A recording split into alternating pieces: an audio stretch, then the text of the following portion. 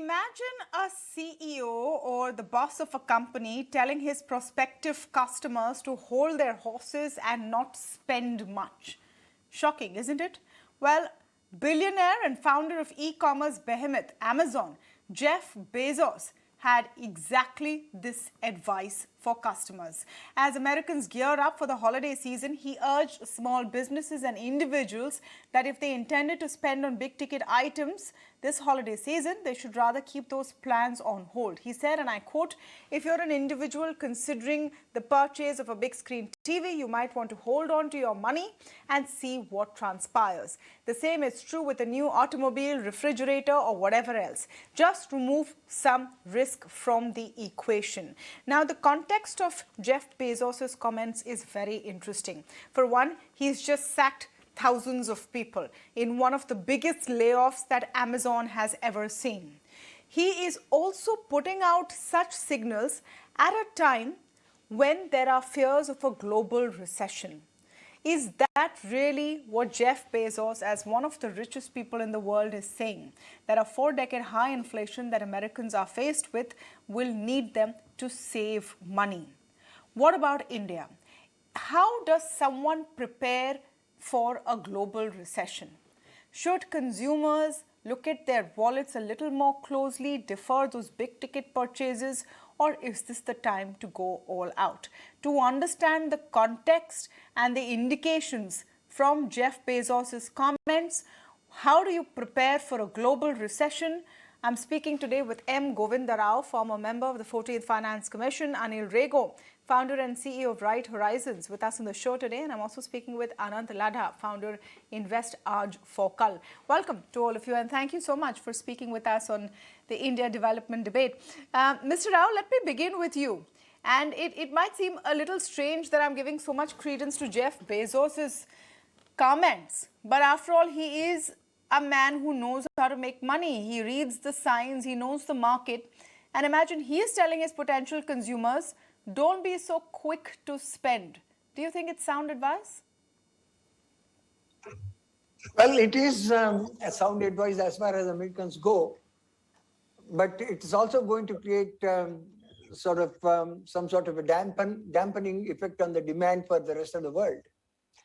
And obviously, the rest of the world, particularly India, at least in the short and possibly even in the medium term, will have to diversify its market.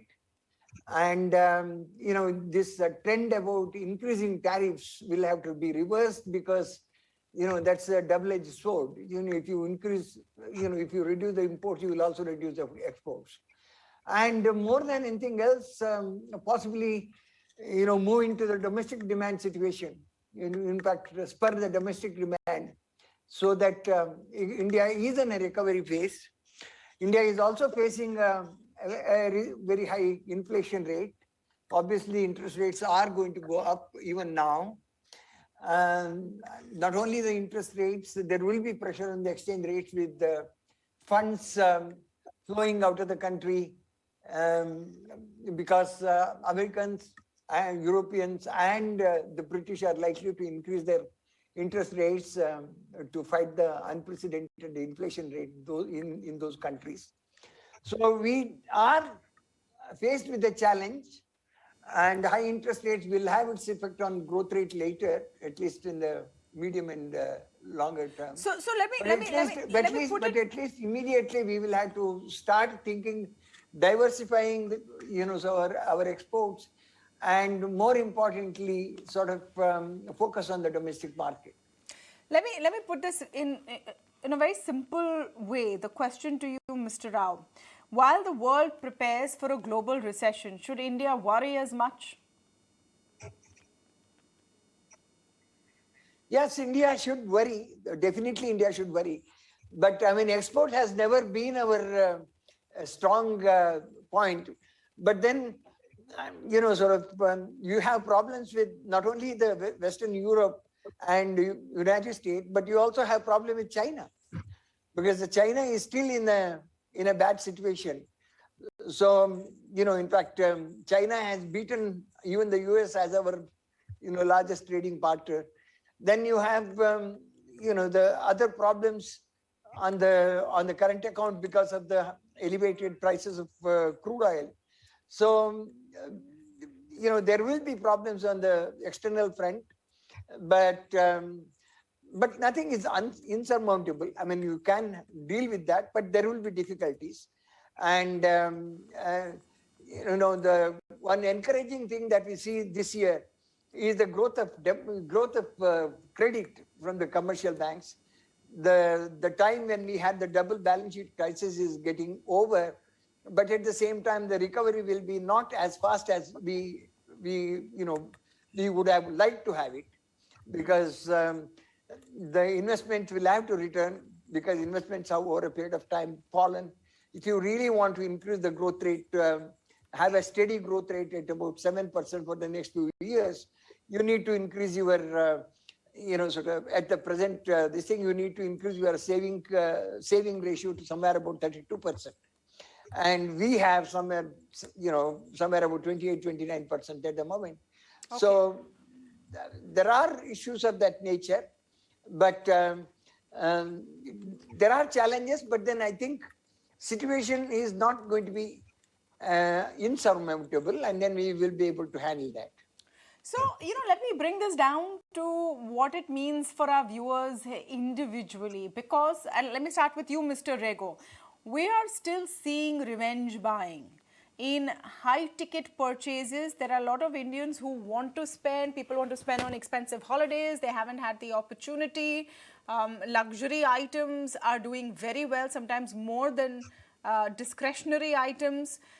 For Indians right now, is this a time to save or spend? Yeah, first of all, let me step back and give my perspective of what I think of recession and potential impact on India. What I believe is there's a whole lot of difference between the US and India. The reason is India had a decade of deleveraging the previous decade, okay, and we are sort of coming up from that. Whereas the US had almost like 13 years of some great economic expansion. So, and we are also seeing interest rates really very high. So I would think that it will play out a little differently between both the markets, and I would not be surprised if India does very well in this decade. Okay, that said and done, it's always good to be prudent, in your personal finance management, because you need to keep some money for a rainy day.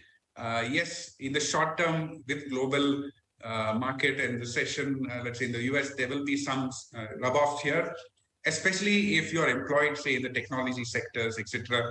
They're already seeing some bit of pressure. So I would think it's good to be practical.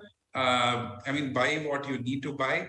And as long as, let's say, your personal finances allow you to, and you have the comfort of doing it, it doesn't impact any of your core goals.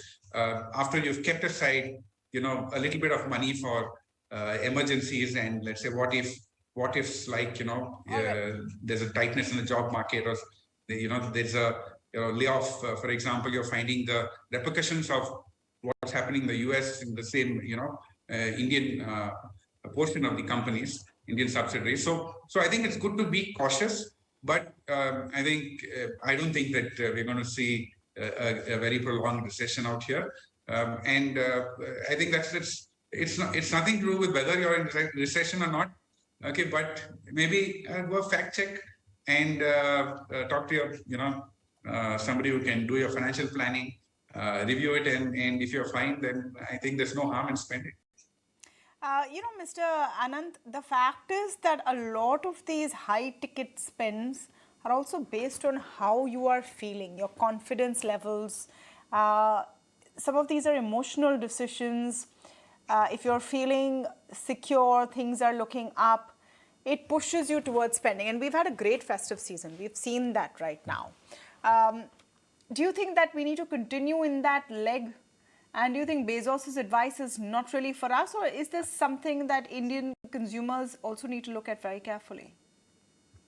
Basically, Anant, that question's for Anant. Sorry. See, basically, as sure as the spring will follow the winters, in the same way, prosperity and economic growth will follow recession, and it's part of the game. And we have to understand that we have to be always financially prepared for it. See, we have to ensure that recession doesn't get changed into depression for us. Recession is when our neighbor loses his job. Depression is when we lose our job and we don't have emergency fund in place and we don't have proper finances in place. So, firstly, as an individual, if you are following basic rules of finances, it's absolutely okay. If you have 6 to 8 months of emergency fund, you need not worry right now. Secondly, as far as making big purchases are concerned, if you are following financial rules, for example, let us take an example of car. If you want to buy a car, if you are following 20 is to 4 is to 10 is to 20 rule, you're sorted. Now, what this rule is, that minimum 20 to at least 40% of the total amount of the car you should pay as down payment. 4 years is maximum EMI time. 10% is the maximum EMI as compared to your monthly salary, which you can afford. And 20% is the total EMI, which should be running on your total salary. So just like this, if you are maintaining your proper financial rules, I think there is not much worry around. Finally, of lately, we Indians are getting too much worried about US market, but problems of US market need not necessarily be problems of Indian market. Right now, I think around 10 crores people have passport in India, but more than 50 crore people are concerned that what is happening in US. It's okay to be aware, but at times overanalysis leads to paralysis. Then you're not taking into account the fact that Indian companies are also firing. The startup sector is also firing. You've had over the last few days news that Zomato is letting go of people. Before that, Byju's. There are a lot of companies that are letting go of people. It's not like it's not happening and we're living in our own little bubble, is it? And I totally agree with it. But my only point is worrying too much about market and as far as financial markets are concerned, the day it is announced that we are into recession, market will probably bottom out. All the problems and all the worries which we have is already factored in the market or stock market or financial market for that matter. So we have to follow our financial rules. We have to follow our emergency fund. We have to follow our basic rules while making any big purchases and live happily thereafter. We need not worry too much about recession, and 5 to 10% chances are always there that recession can happen. But for those 5 to 10% chances, we cannot stop everything or every expenditure as of now. Yes, Mr. Rego, would you like to respond to that? Everything will end happily ever after, according to Anant. Is that some of your... Oh, Mr. Rao, do you want 1 minute? Mr. Rao, do you want to come in? Yeah, no, see, the point is technically a recession means a contraction in the economy in 2 successive quarters. Right. So, I mean, you need to understand that recession is not the deceleration. What we are likely to see is a deceleration, and there is no question of recession happening in the near future. I mean, let us understand that very clearly.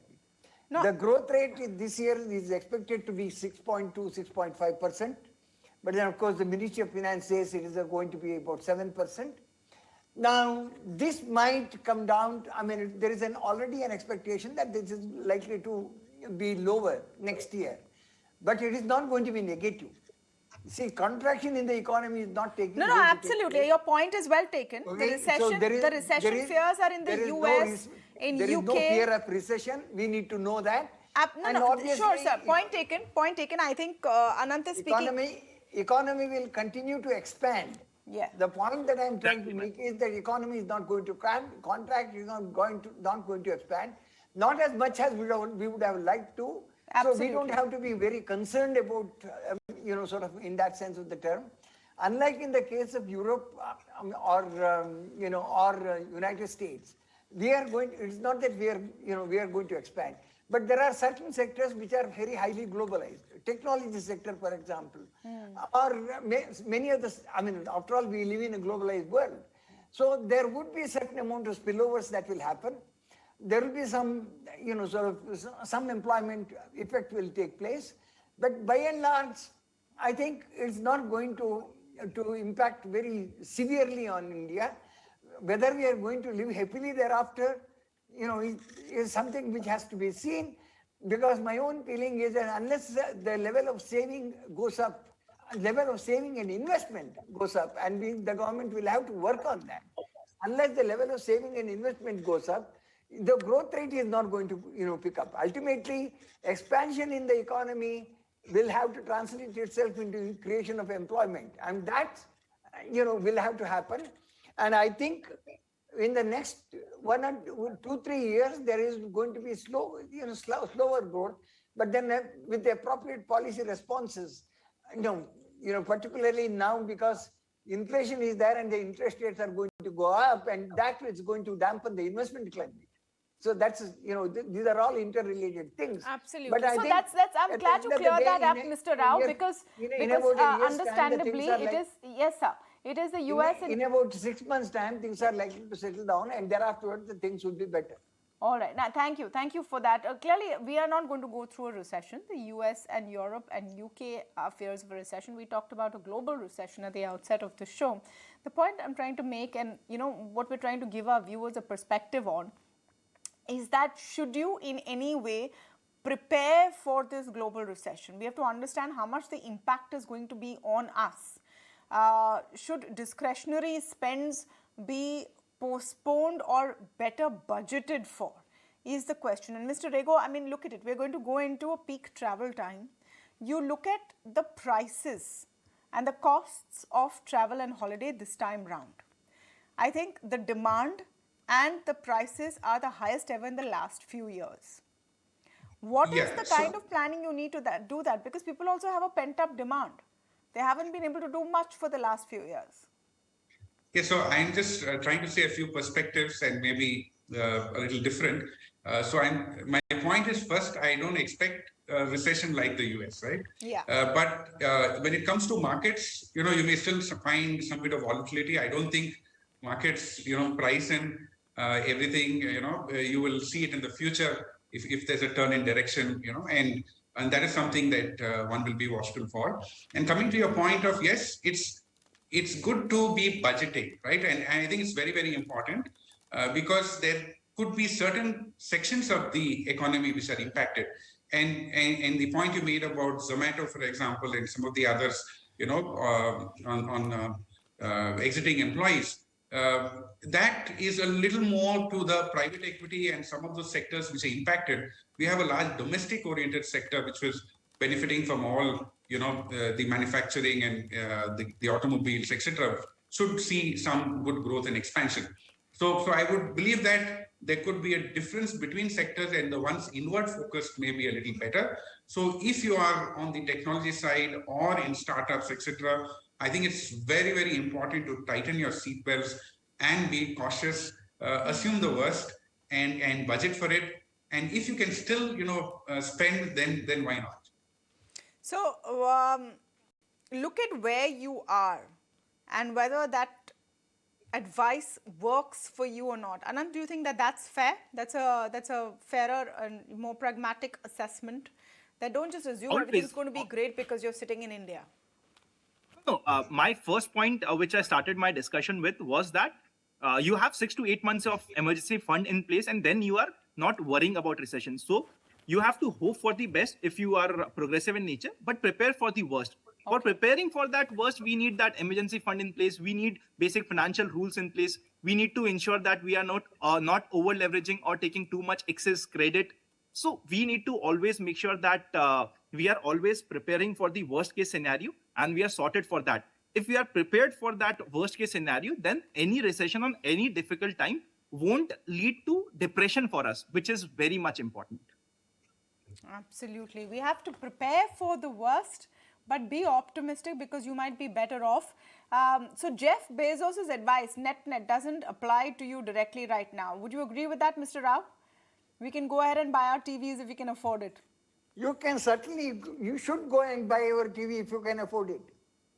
Ultimately the growth has to take place. Aggregate demand has to be, is extremely important for the economy to survive.